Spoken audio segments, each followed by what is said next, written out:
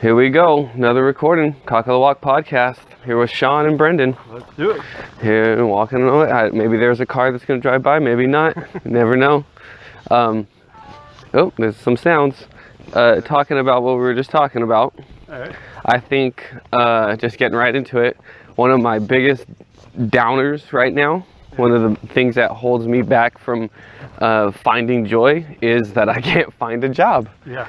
And I feel like that's the roadblock, no matter what state I'm in. That, like, there's no place, like, I can't just go, hey, you know what, I'm gonna move to California and then I'll find a job. It's just deadlocked on the nationwide background search. Yeah. So that's the stressor that I'm trying to get over.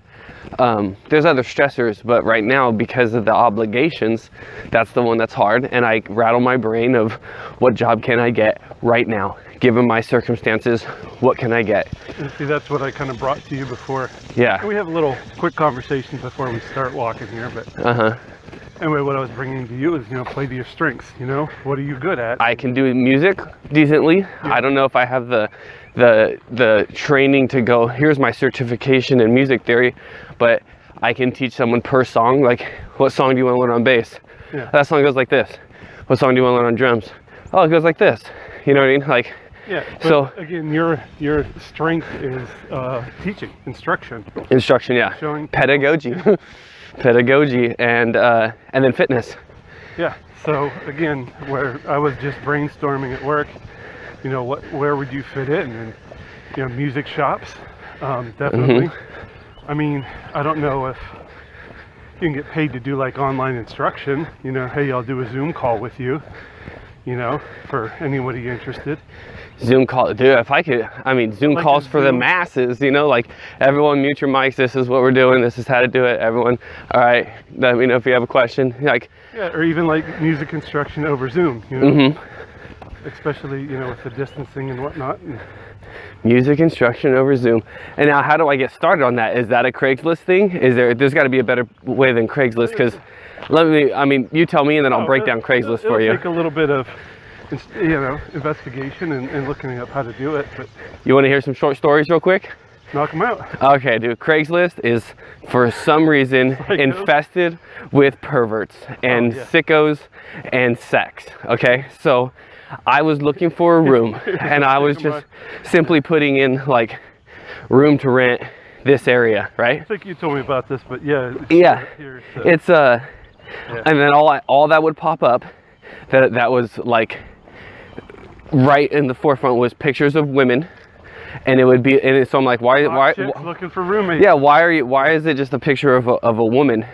I'm looking for a room. I'm seriously looking for a room here. Like, what's going on? Not a hot woman. And then all the ads with a different picture of a different woman on Craigslist in this area are like single divorced mother looking for a roommate and maybe more.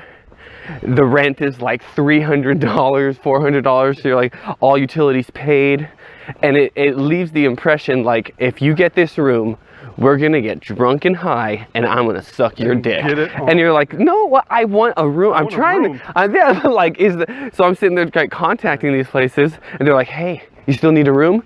And I'm like, hey, are you even real?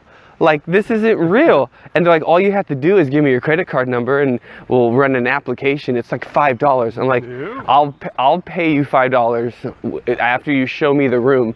Show me the room. Physical room, yeah. So then Not a scam. Next quick little Craigslist story. I'm like, as you said, like, I'm looking for employment or a way to generate income, right? So I go on Craigslist because there's got to be a better way, but that's the one I kind of know. I'm that old, and I'm like, okay, yoga instructor, spiritual guidance, life coach, like whatever you need, like, what if someone needs some, like, doing this, but you're inspiring me to walk. Yeah, I'm like, I'm willing to put in my, like, drum trainer, drum instructor, like lessons. Not certified in these things. And I guess because I can give a back rub, I can give a body massage. Yeah. And I'm not a licensed massage therapist, but I can give a body rub. Is this a real massage, or is this that, give me your credit card massage? No, I'm the one doing it. Yeah. Oh, yeah. No, give me your credit card, and then we'll see about it. So I'm sitting there like posting this ad, and I'm just trying to find out different things that I can do to generate income. I get a reply from some guy named like Will Bow or something. It's just his picture of his dick. That's all it is a picture. You want to rub this? All it is a dick pic. And I'm like, God damn this Craigslist stuff. And so for that guy, please don't send me any more pictures of your dick, man. Like, what is this? I'm trying to find out if you need drum instruction, yoga lessons, if you just want a back rub. Like, I'll do it for anybody, but I'm just trying to generate income on the side, like some kind of side hustle. And my side hustle isn't going to be hand jobs, okay? Yeah. And we're not ending this with the last name, but this one's hilarious. I mean, if you want to share the story about Kyle. Remember, I hit up this guy a few months ago about getting together just to jam, because I was looking to, have something to do. I like playing music with people, and this guy named Kyle was like, yeah, I sing. You should learn these songs. I'm going to find other musicians, and we'll all get together, play these songs, and we'll have a band. And the one that stood out was Arctic Monkeys. There's a song by and the Strokes, right? Yeah. Okay. So I told this guy, I'm like, yeah, I know these songs. I know them pretty well. I'm not going to sit there and study them, but I wanted to just get together and jam. Hit by hit. I'm not going to learn it hit by hit on the drums, but I'll get through it for sure. Like I definitely can carry the beat, right? Yeah. And he's like, well, you need to practice these songs. And I'm like, I don't know you from freaking Adam, and you're going to put other musicians who I don't know and who he doesn't know in a room, who all apparently, quote unquote, know a song, and now we have a band.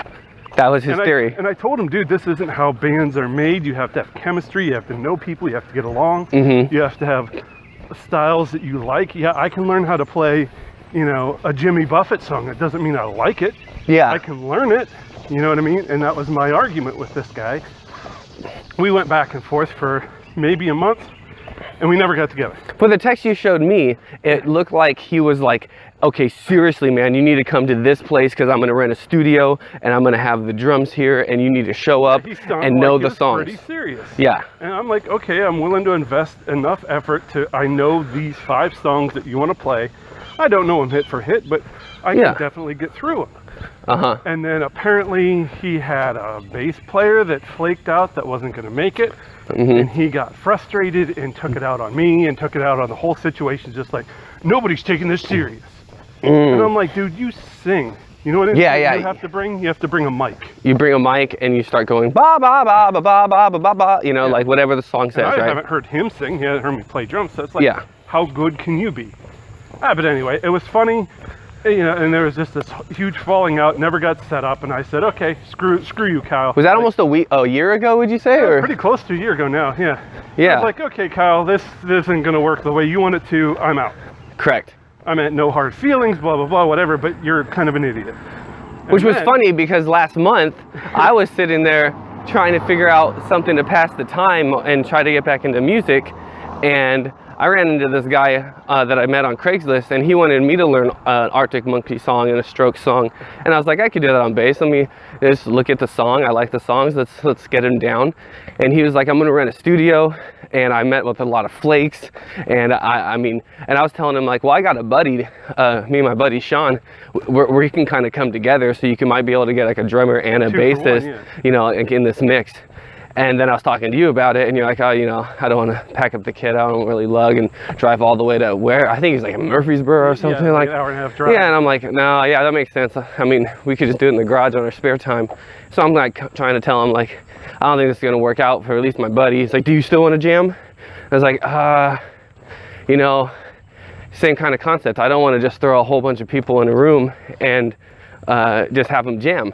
And then I'm talking about these songs, and it was your daughter, Alexis, who went, I think it's the same guy. She goes, is that guy's name Kyle? And I'm like, who the hell are you talking about? Yeah. And I had to look it up. And the guy I was talking to was named Kyle. The guy you were talking to was... a year later, Kyle. Kyle, the same dude trying to run the same scam No, that is a scam. No. It's the same concept on Craigslist. It still hasn't landed, apparently. It's like, Just trying to get 4 people in a room hasn't landed for him. It's been over a year, and you can't get this together. I was telling you, your methodology is completely jacked. And the weird part was, I mean, like I said, we could prank him easily by going, all right, us two are gonna show up and play completely different songs. Like we didn't learn the ones that you told us to learn, but we have 5 down that are solid. Okay, did you learn to sing this? Yeah, send it to him like a week before. Hey, can you do this? We need perfect pitching, perfect pitch matching. Yeah, send him like a Coheed and Cambria, like high one. Send him some low. Enough. We're leaving. We're leaving. You got to be But just the absolute randomness of like, I ran into this guy a year ago, and you ran into this guy last year. I mean, last month. Yeah, last month. He went to California. You came back.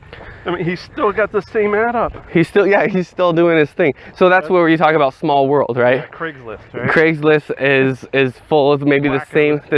Here I am, but now oddly enough, how did I meet you? Through Craigslist. I met you through Craigslist. I posted an ad and we jammed, and then we went to look where we are. Yeah, now we played poker on a random night. Like, oh, let's do more than jam, and then now I'm sleeping at your house. Crazy, right? So it is crazy the way that Craigslist has given me a benefit, and then at the same time how it's just is it obsolete? Is it like Is it like MySpace? Like it's like the MySpace for like shopping now? Here's a dick pic. Yeah, here's your dick pic. It's like even Facebook now is for, middle-aged moms, Yeah, like Facebook I thought Facebook was a huge thing. It's like, for the kiddies, for the kiddos. Now you got your Instagram. Now it's for the moms. But that's because the people that were still, when they were in their teens, so I remember being 20, probably 2 when I first opened my Facebook account. Yeah. And now that's I opened my first 14. One last year. Last year? That's it, last year. See, so I'm 12 years into this thing or more, and so that's what goes from 20s to your 30s, and that's what the people who had it, they've been doing it for 12, 14 years. So now you got to do TikTok, which is the people that are 12. They're going to do it until they're in their 20s, and something new is going to show up. Same with Snapchat and Instagram, I guess so. But the apps change over time, and they become obsolete, which is crazy. Just Kyle. Just funny. Kyle, That's yeah. Funny. Kyle, How do you get Kyle the singer. Okay, so all of these side stories, how do you get yourself out there, right? Well, again, that's where a little bit of research, get on a computer and just say, how do you post a job? Well, what is your theory on that? Because my theory, the best one I could give you, someone was like, I want a theory on how to get your name out there, or brand, or whatever it is. Even like this podcast, yeah, right? it's difficult. I guarantee there's not too many people listening to this, and if they do, it's going to be back catalog because they found it sometime in the future. Correct. It's like, oh, let's see what these guys did before I started listening. And it would be, they talked about how they could try to get it out there. There you go. And the way that you would get it out there, the number one way I can see is networking. You find someone who's doing what you're doing, but a little better or a little worse, but either way, and you cling to each other. And I think that's the hardship of business in general, is you all cling to each other and you all try to go somewhere, but then you're all competing, and maybe one of you makes it. Yeah. You know what I mean? So that's the best hope, is everyone clings to each other, everyone's competing with each other, and then one person gets picked up. Hopefully, if that person gets picked up, they can drag their buddies up. A few people along the way will get dragged along. That's the concept. Sandler, right? His acting career took off, and it helped several other people, right? Yeah. I hear what you're saying. Like Rob Schneider, you think he would have made that on his own? No, I'm just kidding. That's funny. So moving on through that then, okay? And this is one of the things I mentioned too with podcasts. I know that there's networks, there's groups that have like several podcasts that they promote, develop, and have a broadcasting like system, production system. Yeah. So where they'll produce several podcasts. There are people who do like six podcasts all about different stuff, and you're like, Jesus. And to get on that network, I don't know how you'd go about that. Yeah. You know what I mean? But hey, good morning. But one, you have to be. Maybe you don't have to be, but I think you should be interesting or have something that is worth listening to. Maybe to some people this is completely bogus. This is like completely pointless to listen to, and to other people they find it amusing. Yeah, or other people find it helpful. You know? Or yeah, some people But find I it mean, helpful. Let's consider the demographic. We're not hitting the 13 to 20 range. No, your son was going to listen to this. He put it on for maybe all of like 10 minutes, and then he went to go squat up. Yeah, like that's kind of boring. Dad's just talking. Yeah, it's just dad talking. Now, when you're talking about money issues in America, school in America, this school season, when you're talking about what it's like to go through a divorce, what you're talking about when it's like to go through a divorce as a stay-at-home dad, what you're talking about getting screwed over by the system, that's adult stuff. Yeah, we're looking at middle-aged men with children, basically. And maybe that's the top one, or middle-aged Americans, but yeah, probably men. Since we're men, we have that perspective. I'm not against going the other route. Or a middle-aged woman could listen to us and just bash. And yeah, like look at these suckers. Now, one concept I wanted, small world as it is, and we can get a little bigger. We talked about our little community and what it's like for school, or what it's like for me to go through this in the state system. Let's go bigger. What do you think about the State of the Union right now? Things are interesting. Okay. Well, today, did you hear Biden announced his running mate? Is it Harris? Yeah. Okay, I heard that last night. Yeah, black female from California, I believe. Black female from California. I mean, I don't know if that's where she's from, but that seems. I think it's California. Okay, black female. I could be wrong. Okay. But that's a huge statement. I mean, in my opinion, female first of all. Female. We haven't had a female in power, which Hillary tried. This would be VP, right? Yeah. Vice President. Yeah. Right. So that's huge. African American, again, huge. I mean, that's huge steps in general, like social, the social equality and where we stand. I mean, I fully support that decision. Okay. But again, is that just a power play? Is that what it is? You're fighting racism and sexism by specifically getting a female of that race. VP, yeah. And again, is that just Hey, good morning. strategic? Is that political, or is that a good decision because she's a great candidate? Yeah. As far as I know, I don't know much about her, but she seems like an incredibly decent candidate. Mm-hmm. But you have to consider, is this a power play? Is this a way to use the sex card, the racism card, the race card, and just be like, look, I support this. Well, I don't think you'll be able to find a person on the opposition who doesn't play that, who doesn't say that though, right? Anyone who's on the opposition is going to be like, I can't believe he chose specifically a black female. What a racist and sexist. He's doing that just to be racist and sexist.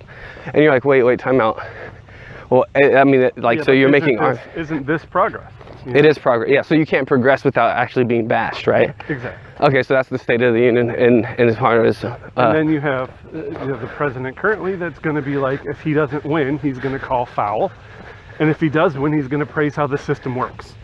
So I mean, how's that going to be fair?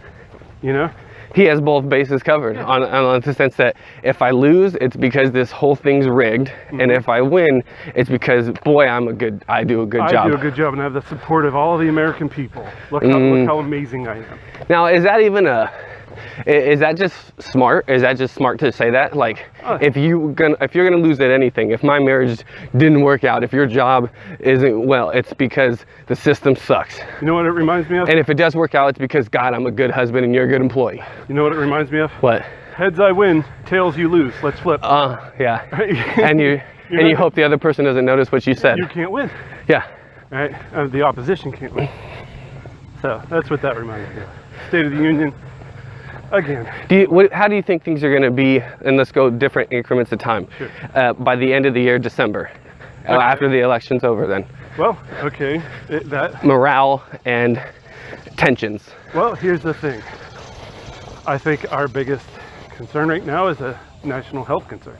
National health crisis, yeah. COVID. So is there a vaccine by the end of the year? Is it mandatory? Is it...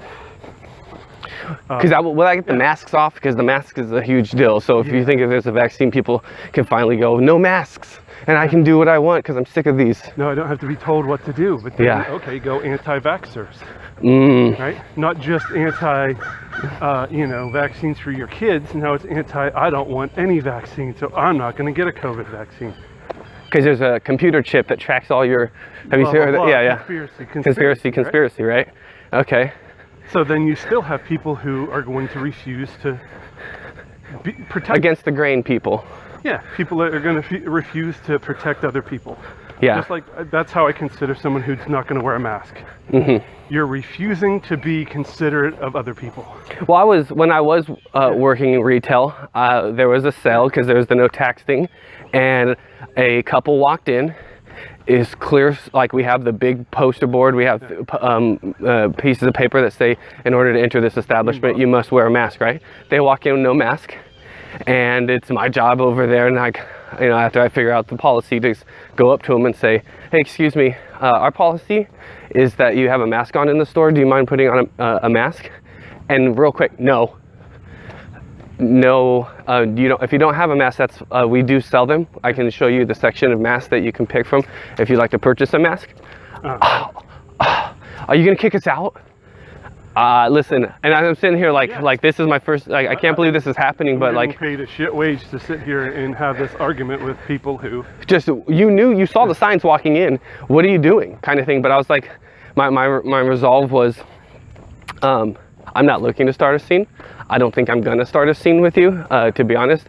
I think that we'd appreciate you shopping, but we'd appreciate it if you would shop like the rest of the customers and follow the guidelines and put on a mask while you shop so that everyone feels safe in this environment. We're leaving.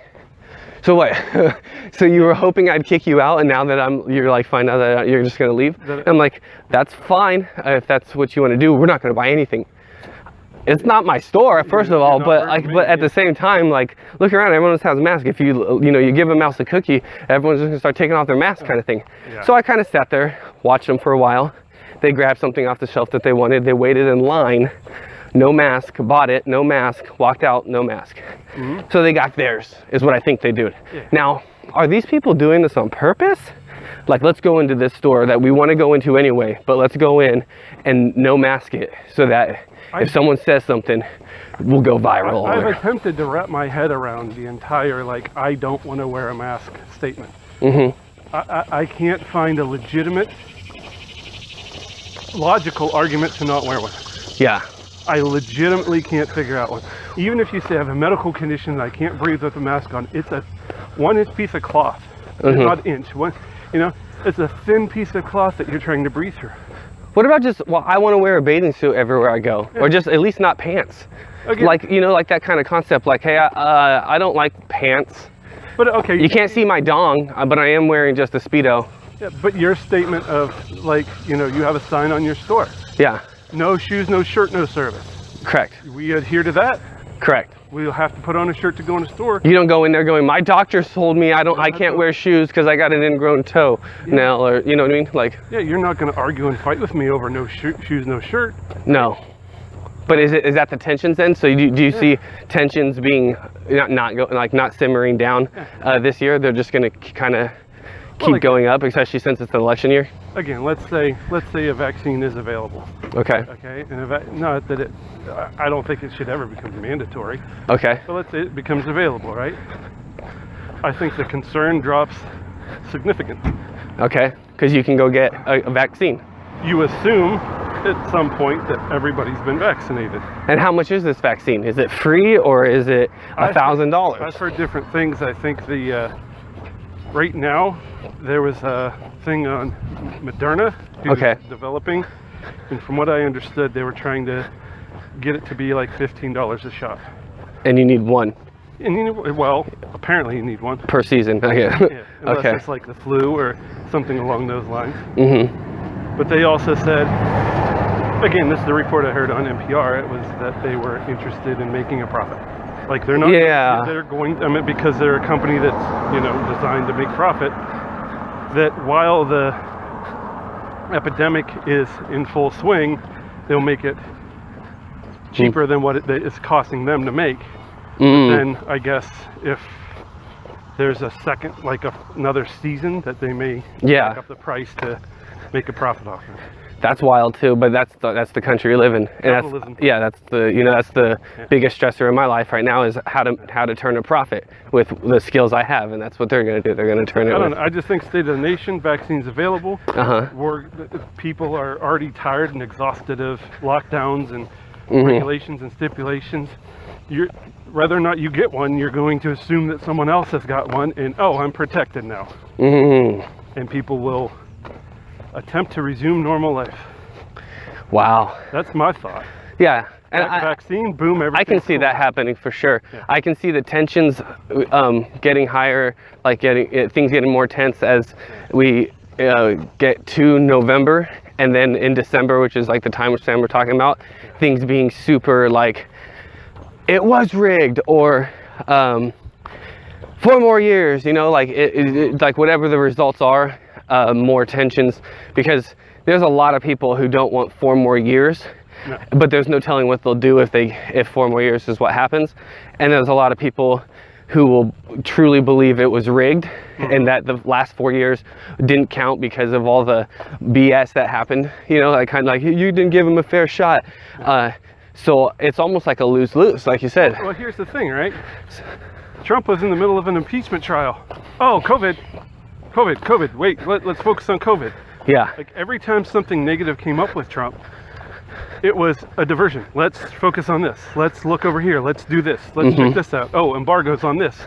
But COVID was an actual serious event to me. Like I mean, there's a lot of people call it like a hoax, or that it's I'm not calling it. That's not my intent. I'm just saying it becomes a diversionary tactic. I mean, even if hypothetically it didn't exist, which I mean, I don't believe that, but like even if it was not a thing, like it still had real life consequences. How I feel like I'm a victim, or I'm one of the like my life had real life consequences because of the way I interpreted it, and so did it have real life consequences in the economy. Yes. Like so, even if it was non-existent, which that's a hard thing to say, but it still had consequences. So. Yeah.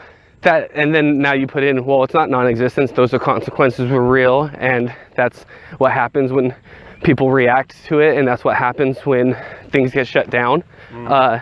It ruined people's lives. It legitimately ruined people's lives, and it pushed people over the edge that were on the brink of the edge. It pushed families. I know that if you look at the statistics, I bet you, just like in China, there's going to be a higher divorce rate during this last year because of things. There's a higher crime rate, or domestic crime rate, and all these things. Ignore that everything has been upended. Yeah. Everything. It's just, it's bizarro world, man. It's great, and to me that's the part that makes me go, is this real life? Is I look at my life and I'm faced with these challenges where it seems like they're like, your challenges are your challenges, deal with them. But I'm like, but there's all this going on. No, we're not postponing those. Deal with your challenges. And so now we go, instead of like the end of this year, in 5 years or less, is there some kind of giant conflict on the horizon? Do you believe? Or do you believe that kind of conflict doesn't exist because people are smart enough to know better? Well, again, without me buying into any conspiracy whatsoever, I maybe. I'm not. I can't buy into one thing or another, but it sounds like a darn good theory. This is a trial run for when something really bad does go down. This is kind of really bad, but you're saying there could be worse, right? Oh, imagine a rapidly contagious, highly deadly disease that's airborne. Right? Correct. mean, that's the mortality rate of COVID is actually quite low. But imagine there's something like a 10% thing. Okay. Imagine there's something out there that kills 80% of people who become infected. Oh yeah, that's zombie apocalypse stuff though. I mean 80% is you're done because the people out are out. Let's even say 50%. 50%. I think like that's a debatable question. Like how much percent kill rate would you have to start like not just a pandemic but the looting and the anarchy? And I think it's somewhere in like the 20, 26. Like that's what you need, and that enough is to be like, whoa, you get it, every 2.5 people out of 10 are passing away. That's the bodies stack up way too fast. I'm not pulling a conspiracy theory, story here again. But you and I discussed this, yesterday before recording, or after maybe. Do you know anyone who's been infected or tested positive COVID? We mentioned Small World. We mentioned Kyle, right? Yeah. 2 random people hit the same person. On Craigslist. On Craigslist, right? Yeah. Small World. Do you know personally anyone? I can't name them by name. And literally, and I don't say that like I'm not going to name them by name. No. I mean, I can't name names. I just don't know them. You don't know some guy who knows your dad, who knows his uncle, who's David. And if you did give me that kind of connection, I don't know that name. Do you know what I mean? Like, if it was like, oh, my dad's friend or something, I'm like, okay, I don't know the name of these people. My dad's friend's uncle, right? Yeah. And my wife apparently has a coworker who's, this is 3 steps removed, you know what I mean? That has symptoms, and it's like, I don't know that name. I personally haven't met anyone.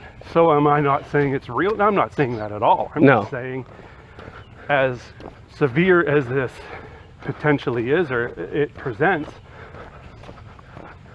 my world is kind of small, but at the same time, you feel like you should know somebody with social media and all these other things, like that Small World with Kyle. Like, I didn't even try to meet him, and at the same time as you, but we both happened to meet this person through this forum.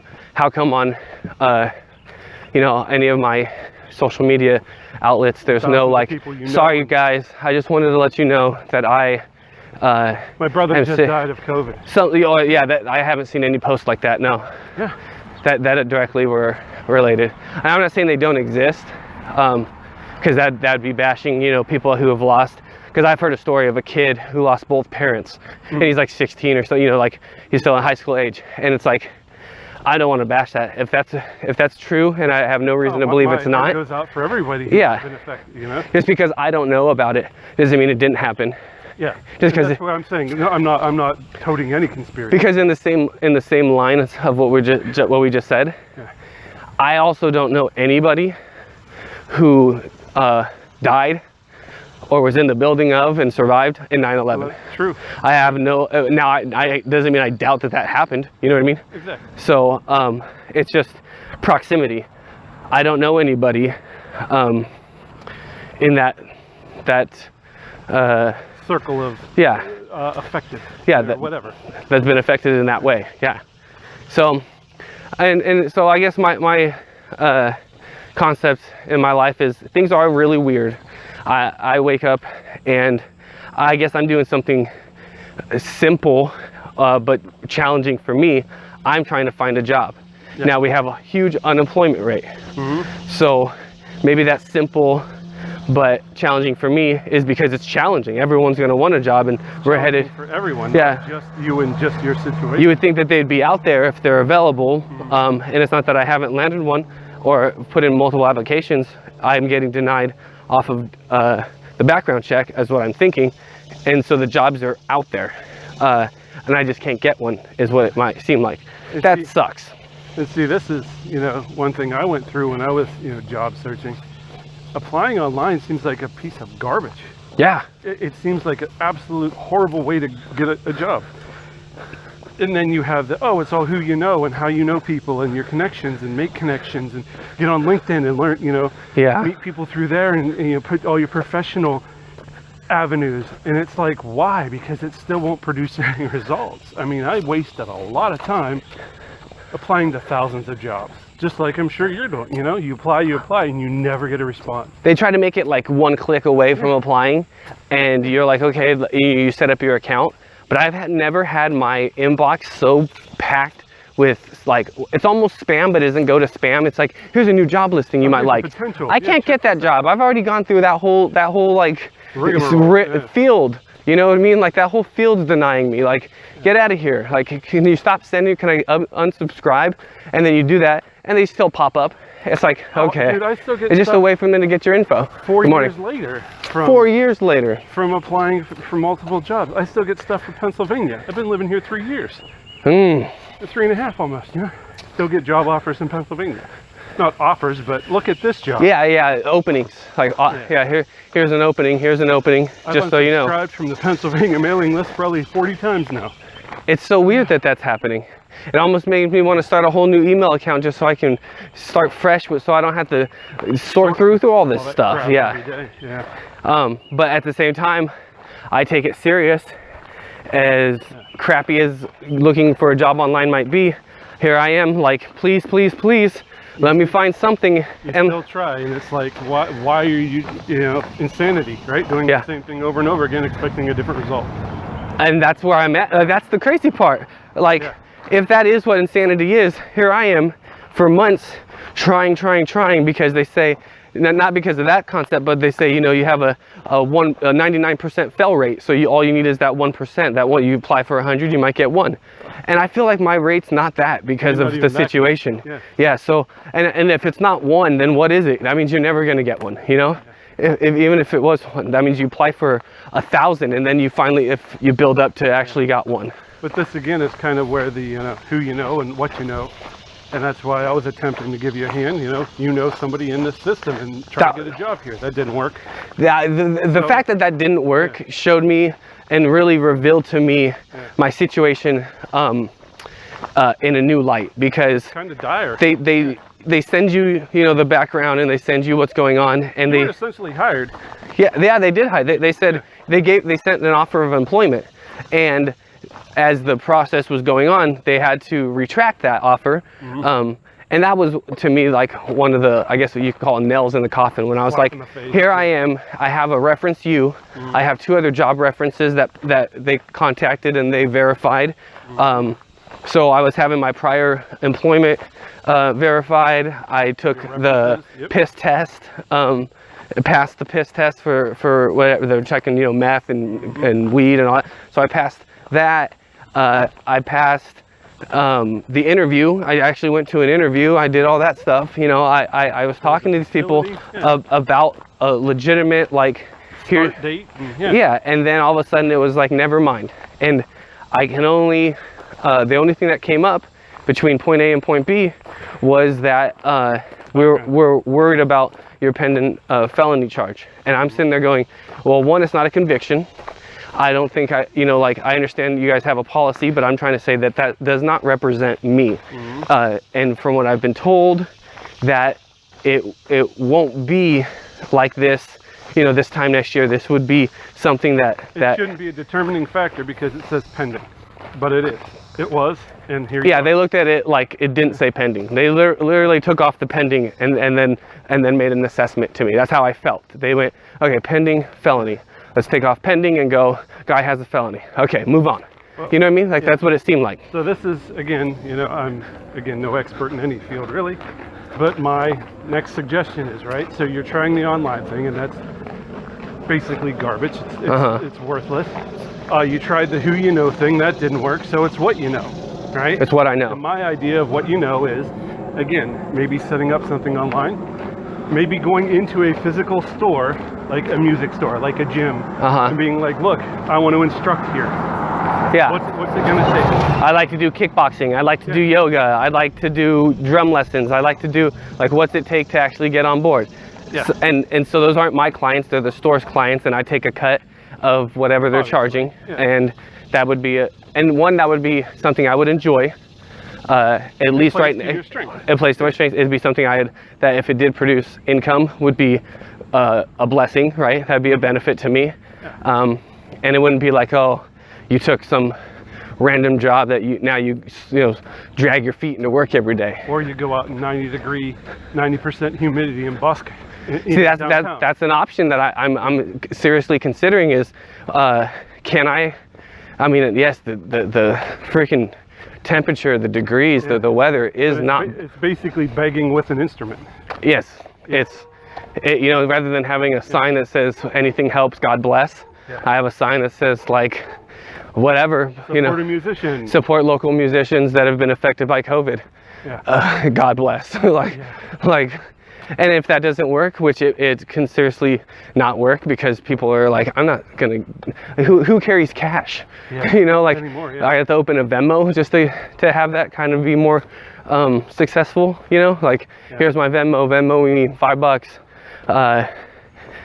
But again, but then there's no job security. There's no retirement in that. It's just what did I make today? just surviving. Yeah, and again, I probably sound like I'm whining when I do this, but I don't believe I deserve this. Yeah. I don't mind trying to get through it. I understand that I can't dwell, but to have this be my reality, it's like I'm being punished. And again, it's that 50-foot wall, and you're looking for that 60-foot rope. You know? Yeah, and I guess I'm being punished for. I guess in the long term, like I'm being punished. The way that the cards got played, it seems for just simply being either bad with my mental health, or someone else might say bad husband.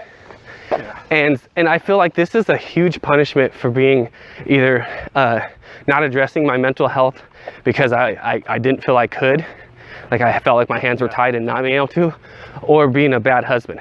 And it's a heavy punishment that weighs more than, I mean, look, I've done this for months. This has been more than just the psychological, it's the extra step, the layered psychological problem. correct. And I have, I mean, again, it always comes up, my kids, they're, it's not that they understand what's going on, but to say that they're not being affected by not having their father there because he's too busy getting punished, I mean, your wife it works sucks. and she needs a sitter, right? So yeah, well, I can't be that sitter because of a court order. They're being half raised by sitters.